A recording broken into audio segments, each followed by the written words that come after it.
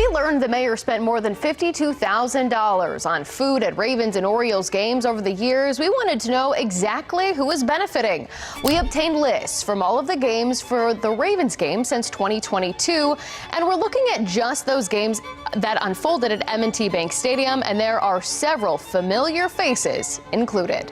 And the mayor's longtime friend and former chief of staff turned special advisor Marvin James attended at least 22 games over the years. We're going to continue to do that, even though you guys are going to continue your ridiculous reporting. We are back talking about the Baltimore mayor. And this thumbnail, I mean, you guys can look at it. This thumbnail does not look racist at all. In fact, I'm in the thumbnail. And listen, AI didn't do well for me either. I mean, they got my hairline pushed all the way back. And as you guys can see, my hairline is not that bad. I mean, come on. So even AI chopped me, but we have something really important to talk about. Baltimore mayor just got caught spending over $52,000 in taxpayer money on food and other things at Ravens and Orioles games. We obtained lists from all of the games for the Ravens game since 2022, and we're looking at just those games that unfolded at M&T Bank Stadium, and there are several familiar faces included.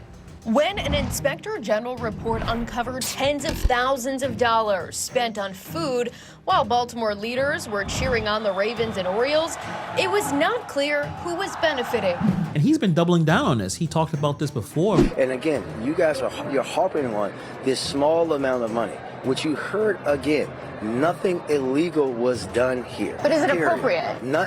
If it's not illegal, then it's appropriate. So you think that's okay for tax dollars to be spent on it? I think it's okay for us someone who has spent money to have young people who have never been in that stadium before, who have never gotten invited before, who would have never had the opportunity to be there to do that, for people, for first responders, for people who clean up trash. When the reporters finally got him face to face to talk about who's actually in those skybox, things got interesting really fast. He likes to say those skyboxes are for everyday people, people who may need a chance to see something awesome, maybe someone who is a city worker, or maybe a child that's parent that may have passed away. They have one great moment to hang out. And he framed it like that's the majority of the people who are going to these games, who are taking these tickets. That's not really what happens. Was it really just first responders, sanitation workers, and kids experiencing an NFL game? Well, we obtained records of everyone inside the skyboxes going back to 2022, and Mayor Scott is correct to an extent. Kids have been going to a few games, whether it's youth workers' kids, Brooklyn youth, or city school students. And city employees have been guests too, including some DPW workers, as well as employees of the year. But politicians, family, friends, and donors are also frequent flyers in the skybox with Mayor Scott. Former City Council President Nick Mosby attended at least 17 of the 44 games since 2022. Before Westmore was governor in 2022, he attended 4 games as well. Former Mayor Stephanie Rawlings Blake received several sweet passes to pop into the box over the years. But over the years, they've had a lot of friends and family visit the skybox as well. Do you still stand by the use of it? Absolutely. And I think when you think about those families that lost people, mothers and brothers and kids of people that died in this city that were in the skybox, we're going to continue to do that, even though you guys are going to continue your ridiculous reporting. Ridiculous reporting. The reporting that obtained actual guest lists with actual names going back as far as 2022. That's ridiculous to him. Not the $52,000 tab, not the donors in the box, not the political allies racking up frequent flyer miles on a taxpayer dime. The people documenting it.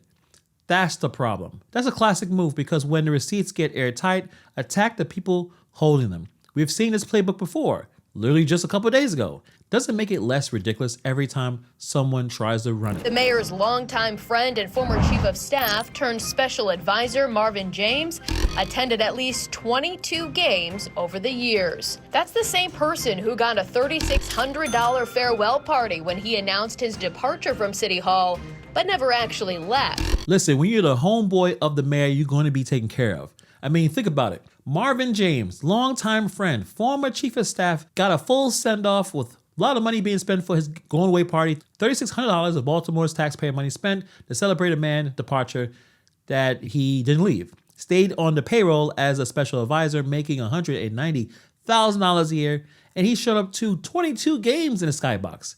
You cannot make this up. And when you look at the list, you see donors. That sends a shiver down taxpayers' spines because they know what's happened, is that the mayor is courting favor with donors, with other elected officials, and this is not what people voted for. People didn't vote to send their money to City Hall so the mayor could court donors in a fancy box at M&T Stadium. He's not wrong. Yeah, there's some workers, there's some city employees, there's some kids. The mayor isn't lying about that part. But also who is in that box? Developers, donors, former elected officials, the mayor's personal friends and allies. When you're using a taxpayer-funded Skybox to build relationships with the same people who fund your political operation, that's not community outreach. That's cultivation, that's access. And Baltimore residents, the ones whose money paid for those crab balls and that nice Skybox, they are not invited to have that conversation. And I know you said before that there were youth and some city workers, and that's true, but over the years they've had a lot of friends and family visit the Skybox as well. Do you still stand by the use of it? Absolutely. We stand by it. I think that we know that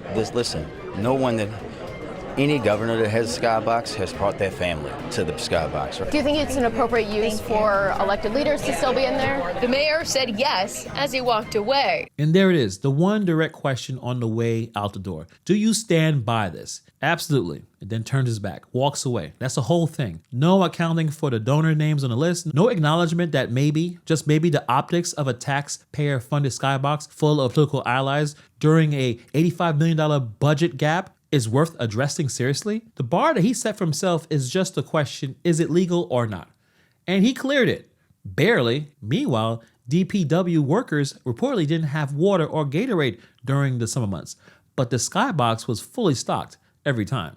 You're not trying to spread the goodwill of anything in Baltimore when you're bringing friends, family, and elected officials. This is a perk, and this is a perk they should do away with immediately. But those perks seem to be staying put for now as Baltimore taxpayers pick up the tab. And that right there is a landing. Someone who watched the guest list come out and called it exactly what it is.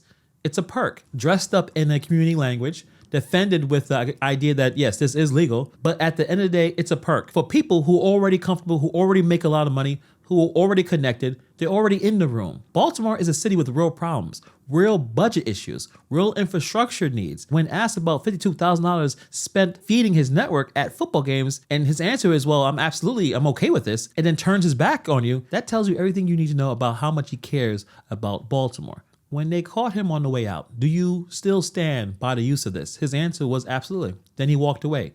Didn't explain anything. Didn't explain the donors in the box. No explanation on his homeboy that attended 22 games and got the going away party and never gone away. Baltimore taxpayers deserve better than a mayor who just thinks whether something is legal or not is the only bar worth clearing. That bar is on the floor, by the way. But we will continue to put the pressure on, and we cannot wait until the IG is able to fully investigate this situation. Let me know what you guys think about this in the comments below. And if you have not subscribed to this channel, if you like this content, hit the subscribe button. That helps us very much in this fight here. Thank you very much for taking the time to watch this video, and I'll see you guys in the next video.